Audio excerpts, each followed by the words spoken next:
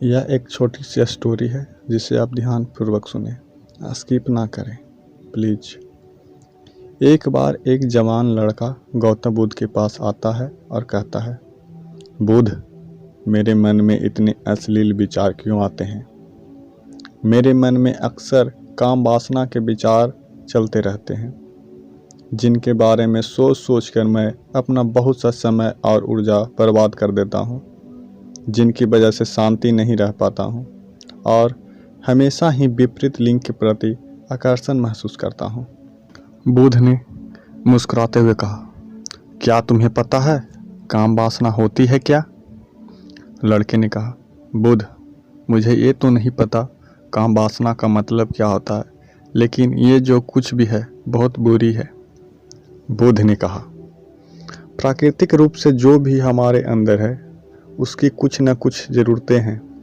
वासना एक प्रकार की भावना है जो हमें किसी न किसी चीज़ का कमी का एहसास करवाती है, फिर हम उस कमी को पूर्ति के लिए उस चीज़ की तरफ आकर्षित होना शुरू कर देते हैं। जैसे अगर किसी के पास धन की कमी है तो उसके अंदर धन के प्रति वासना उत्पन्न हो जाएगी। तो वासना कुछ और नहीं बल्कि एक प्रकार की कमी, एक प्रकार की ज़रूरत का एहसास है। जब ये ज़रूरत शारीरिक हो तो हम इसे काम वासना कह देते हैं। लड़के ने कहा, बुद्ध, यह तो समझ में आ गया कि काम वासना का मतलब क्या है, लेकिन यह हमारे अंदर की क्यों आती, कहाँ से है, यह उत्पन्न कैसे होती है?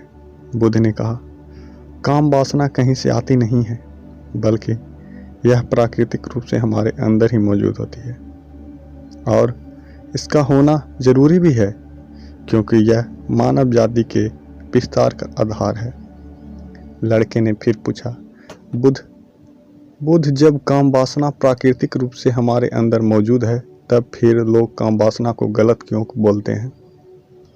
बुद्ध ने कहा, यह एक बहुत बड़ी समस्या है कि लोगों ने काम वासना को गलत नज़रिए से देखना शुरू कर दिया है, इसे दबाने की कोशिश करना शुरू कर दिया है। काम वासना का होना गलत नहीं है, बल्कि काम वासना का बेलगाम होना गलत है।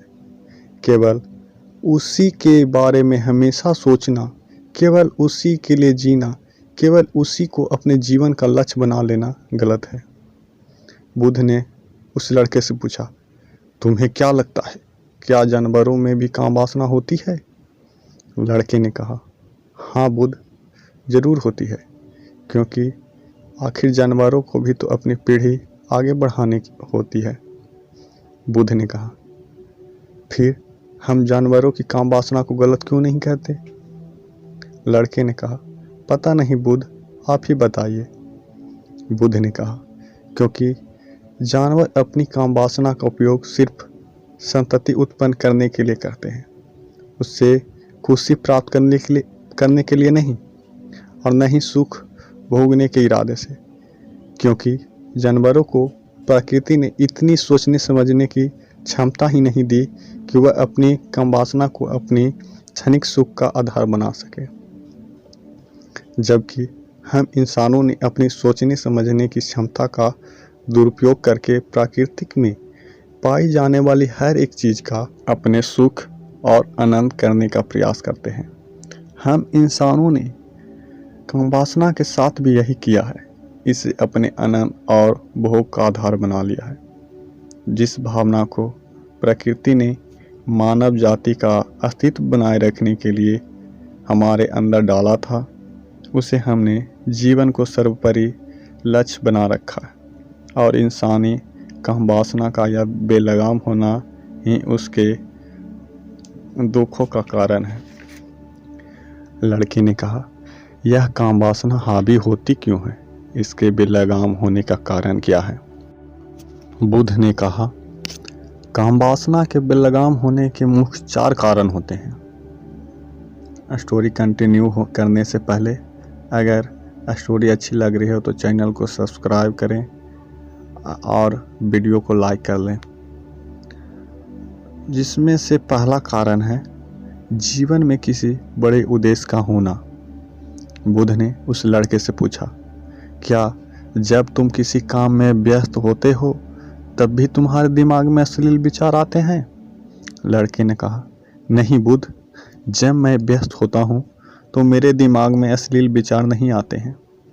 बुध ने कहा, हमारा दिमाग एक बार में सिर्फ एक ही चीज़ के बारे में सोच सकता है, इसलिए जब हमारे दिमाग में कोई दूसरा विचार चल रहे होंगे तो अश्लील विचार आ ही नहीं सकते। अगर हमारे जीवन में कोई बड़ा और स्पष्ट लक्ष्य है और अगर हम उस स्पष्ट लक्ष्य के प्रति पूरी तरह से समर्पित हैं तो हमारे पास कभी इतना समय ही नहीं होगा कि यह फालतू विचार हमारे मन में घर कर सके। और अगर ऐसे विचार उठते भी हैं तो हमारे मजबूत लक्ष्य के विचार इन्हें आसानी से हमारे मन से अलग कर देंगे। लेकिन समाज की असल समस्या यही है कि अधिकतर लोगों के पास उनका स्पष्ट लक्ष्य ही नहीं है। काम वासना का बेलगाम होने का दूसरा सबसे बड़ा कारण है समाज के द्वारा इसे गलत बताकर इसे दबाए जाने की कोशिश करना। लोगों ने, एक बड़े तबके ने कामुकता को हमेशा ही एक शक की नज़र से देखा है और इसका सबसे बड़ा कारण है कि हमने अपने प्रजनन अंगों को शरीर के बाकी अंगों की तरह स्वीकार नहीं किया, जबकि हमारे प्रजनन अंग भी हमारे शरीर का हिस्सा मात्र हैं, इससे अधिक कुछ भी नहीं। आगे बुध ने कहा, इंसानों में कामुकता के हावी होने का तीसरा कारण है हमारे अपने विचारों के प्रति जागरूक ना होना। हमारे मन में कैसे विचार चल रहे हैं हम इस पर कभी ध्यान ही नहीं देते हैं। हमारे मन में उठने वाले विचार के बारे में एक अनोखी बात यह है कि जब हम किसी एक चीज़ के बारे में विचार करते हैं तो हमारा मन उसी से संबंधित और भी विचार हमारे सामने रखना शुरू कर देता है और फिर ऐसे ही हमारे मन में विचारों की एक श्रृंखला बन जाती है जिस पर हम उलझ कर रह जाते हैं। ठीक ऐसा ही होता है अश्लील विचारों के साथ। हमने एक बार किसी को देखकर अपने मन में एक अश्लील विचार पैदा किया, फिर हमारा मन सोच सोच कर हम अपनी बहुत सी ऊर्जा और समय बर्बाद कर देते हैं। इसीलिए पूरी जागरूकता के साथ अपने अंदर उठने वाले विचारों पर ध्यान देना जरूरी है। बुध ने फिर कहा, अश्लील विचारों के हावी होने का चौथा कारण है बुरी सोच और अश्लील विचारों वाले लोग को संगति करना। कई बार ऐसा होता है कि कामुकता हमारे अंदर नहीं होता, लेकिन कुछ अश्लील लोगों के साथ रहने की वजह से यह हमारे अंदर हावी हो जाती है। इसीलिए बुरे विचार वाले लोग से दूरी बनाकर रखनी चाहिए। लड़के ने कहा, बुध, यह तो समझ में आ गया कि कामुकता हावी कैसे होती है, लेकिन इसे हावी होने से रोका कैसे जा सकता है? बुध ने कहा, सबसे पहले तो तुम यह समझो कि काम वासना की ऊर्जा को रोका नहीं जा सकता, इसे सिर्फ रूपांतरित किया जा सकता है। और इस ऊर्जा को रूपांतरित करने के दो तरीके हैं, पहला है प्रेम और दूसरा है ध्यान। जब हम सच्चे प्रेम में होते हैं तो हमारे अंदर कामुक ऊर्जा और हमारी खुशी और हमारे अंदर में परिवर्तित हो जाती है। लेकिन ज़्यादातर लोग शारीरिक आकर्षण को ही प्रेम मानते हैं, जो कि ऊर्जा का व्यय करता है, रूपांतरण नहीं। काम वासना की ऊर्जा शरीर के अंदर रूपांतरित करने का सबसे सफल तरीका ध्यान के माध्यम से आप अपने अंदर स्थित आनंद के उस केंद्र में स्थापित हो जाते हैं जिसके सामने दुनिया का हर भोग विलास फीका लगने लगता है। ऐसा नहीं है कि आप ध्यान में उतरने के बाद वह सब सोचने और करने में सक्षम नहीं होते, बल्कि आप उसके ऊपर उठ चुके होते और फिर यह सब हरकतें आपको छोटी और बचकानी लगने लगती है। लड़के ने कहा, लेकिन बुध, ध्यान की शुरुआत कहाँ से करें?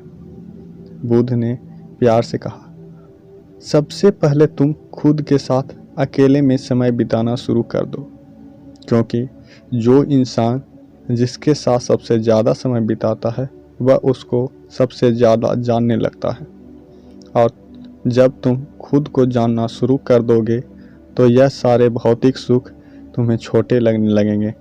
और फिर एक दिन ऐसा भी आएगा जो तुम्हारे चाहे बिना तुम्हारे दिमाग में किसी भी तरह के विचार उठना बंद हो जाएंगे। अगर आपको हमारी छोटी सी स्टोरी अच्छी लगी हो तो लाइक एंड सब्सक्राइब करें और अपने दोस्तों के भी शेयर कीजिए और कमेंट में ज़रूर बताइए कि कैसी हमारी लगी ये स्टोरी।